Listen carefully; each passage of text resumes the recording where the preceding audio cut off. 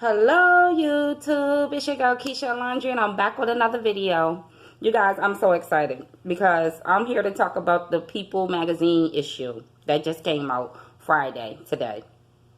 I could not wait for this issue to come out because it featured an article about Robert Blake's and Bonnie Bakley's daughter. Yeah, and I could not wait. I could not wait. I don't know if y'all remember, but back in the year 2000, Robert Blake was accused of murdering his then wife at the time. So this is the story. Robert Blake, he was a child actor. He became famous for his role in Little Rascals. He was also nominated for an Oscar in 1967 in a movie called In Cold Blood, but he didn't win the Oscar. So this is a really old actor. But you know, if you look up his picture, or some of y'all will remember this story, but I could not wait for this issue to come out. Because actually I didn't even know that they had a child until I was watching like Inside Edition, and they featured the girl. Well, her name is Rose Lenore Sophia Blake. She got her dad's last name, but yeah, so she's coming out the woodworks now because she want to become a actor. So now she want to come out and tell her story. But Robert Blake married his wife in so I guess he allegedly killed her in '01 because he married her in November of 2000. But then 6 months later, he took her out to eat. There was at a restaurant called Vitello's. It's an Italian restaurant in Studio City in California. So he took his wife out to eat. They had only been married for 6 months. He parked like down the street and around the corner, all the way around down there. And so when they got done eating, they went to the car. When he got to the car, he said, "Oh, I forgot something." There's something he forgot just so happened to be a Smith & Wesson. I don't know how you forget that inside of a restaurant. Help me understand that. But that's what he said. Then he went back to the restaurant to retrieve his Smith & Wesson. When he came back to his car, someone had used a Smith & Wesson on his wife, and she perished on that day. Now, they wanted to blame Robert Blake for it. Well, he actually did wind up getting arrested, and he was charged with murder, solicitation of murder, and conspiracy at the time. But they didn't even arrest him until like a year after all of that because they had to investigate and stuff. But like I said, his piece didn't even match the piece that was used to do that to his wife. But yeah, that I can remember that. That was crazy. I was intrigued by that. But the little girl, well, she's now 19, but she's coming out now, and she's telling her story. Well, actually, when she was born, well, I'm gonna give you a little backup story on her mom. Her mom, Bonnie, her mom was married 9 times. And she had this long rap sheet from credit card fraud all the way down to bad checks and et cetera, et cetera. Now, this specific lady was known for dating around in the celebrity world. She always dated celebrities. So the daughter that I'm speaking of, she was actually born with Marlon Brando's last name because Bonnie was seeing Brando's son at the time. So when she had the baby, she blamed it on Marlon Brando's son, Christian. They had a whole paternity test, and it came back that Robert Blake was the dad, so they changed the name and everything. Yes, honey, even in Hollywood, it's hood. Hollywood, okay? They go through the same stuff that regular people go through every day. You know, they not no different.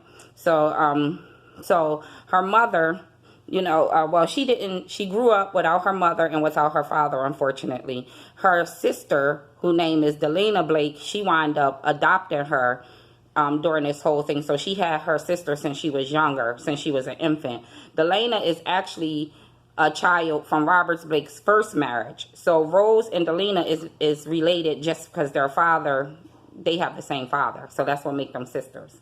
They call her half sister, but I don't get down with that half stuff. If we share a parent, I'm never going to call you my half. You're my whole. So, yeah, so she was raised calling her sister mom and her sister's husband dad. They legally adopted her. She grew up calling them mom and dad.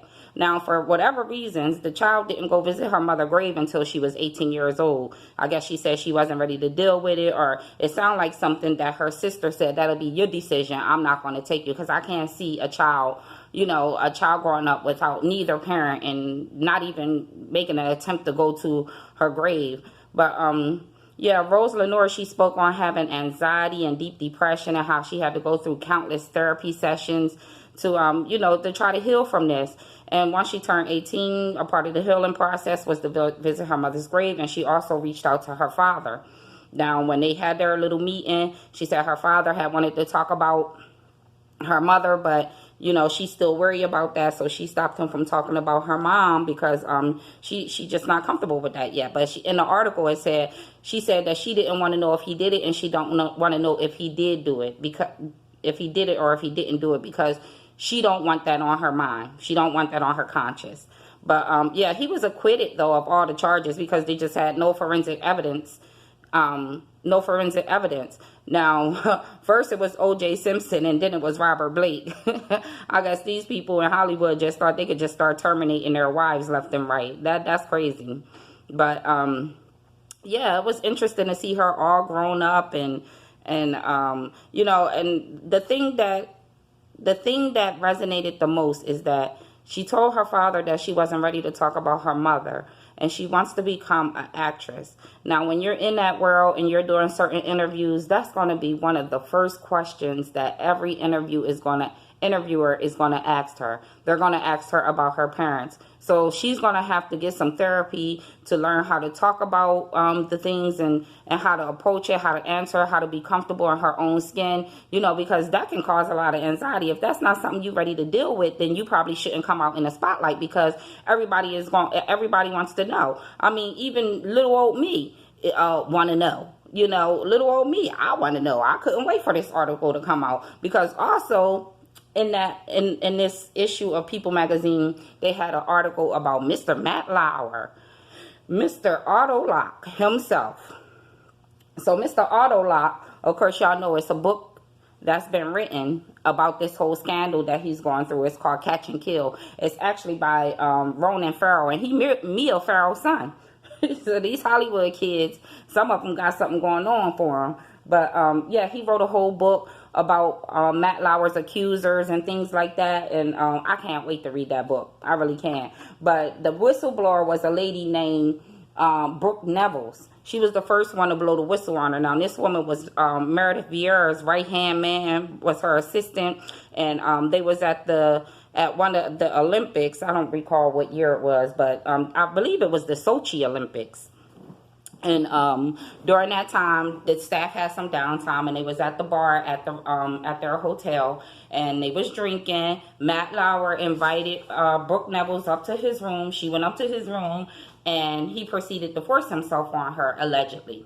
Now, allegedly, he anally penetrated her. She didn't want it. She said she was in a lot of pain and bleeding profusely and things like that. But when y'all heard this Matt Lauer story, the main thing that stuck out, is, I'm sure for a lot of people, is how did this man be able to have a office with an auto lock on his door? How was his wife comfortable with that? How was anybody in that office comfortable with that? Like, they actually allowed this man to just be a predator around the office. It sounded like something that they knew, and it was just like, if ain't nobody saying nothing, we not saying nothing. But come to find out, over the years, there has been women who has accused Matt Lauer of these allegations. Now, back in December of 2017, there's a lady named Addie Zonin. She is a former Today staffer. She went public and about alleged in-office affair that she had with Lauer. And she said, even though my situation with Matt was consensual, I ultimately feel like a victim because of the power dynamic. And then we have Brooke Nevels, who is the lady who was the whistleblower. She was an Emmy-nominated producer. She went on medical leave back in 2018 after she complained about Matt Lauer, and he got terminated. So she left right after. And she was offered 7 figures. Okay? Then there's a third woman, Melissa Lohner. She was a Today Show producer. She also received the payout, y'all, back in 2013. Okay? Back in 2013, she received a payout. This man has been getting away with this for years. Just you know, just on the loose at work. Just on the loose at work. And then we have an anonymous NBC worker who accused him of doing the same thing. And this was back in 2012. She said she felt like a hanging piece of meat. She want to remain anonymous. That is crazy that they let that man get away with so much. I don't care how much y'all paying him. Y'all can go find somebody and groom them and have them in the same position as Matt Lauer. You really can, because Matt wasn't all that interesting. He really was. I mean, I did like the dynamic between him and Katie Couric. I'm from the Philly area, so they used to come on every morning on the Today Show. I used to watch them in the mornings. But then when Meredith Vieira came, and also when Ann Curry came, he used to be straight up mean to Ann Curry, and you could see it on camera. You could really see it. So, so that explains why none of them, well, Meredith Vieira, when she found out about it, she just completely washed her hands out of it. She took 5 steps back into the darkness. She was like, I don't want none of that light that you got on you. None at all. But just to know that men can still get away with things like that in this day and age. I have worked in highly sexually, charged environments, and sometimes men do feel like they can say whatever they want to you, and they don't think nothing of it, and the thing is that you have to correct them right off the bat. You really do. But sometimes it don't work. I must admit, sometimes it don't work. And even with these women, I can say I can understand the power dynamic of it all, because if you need your job and you're working in like a dream job, and this guy who can have say over whether you make it or break it, come on to you, you kind of feel compelled to go along with it. I understand. But I don't know if I could have got sodomized in a hotel room and looked at you the same again. I really can't see myself laying down with a man who did that to me. So in her case, I don't understand that Matt is trying to say that this is all hogwash and that he just had affairs. That's all it was. But no, these women feel taken advantage of, Matt. They feel taken advantage of, and you knew what you was doing with your power and your money. You knew what you was doing. Don't nobody feel sorry for you. Stop getting on Instagram doing them stupid behind dances because you look stupid. Matt Liar. You worked around all those women, and those women knew some stuff. They did. They just chose not to say anything. But when each one of these women go ahead and write their books years down the line, I guess it'll be a chapter in their book dedicated to you. Well, I'm just going to leave it there. The People magazine article came out today. I could not wait for it. I read it. I got an earful. I got excited. I loved it. I still love reading magazines. I'm just like that. But I wish everybody love, peace, and prosperity. Please subscribe to my YouTube channel. I thank you all for your time. Have a good night.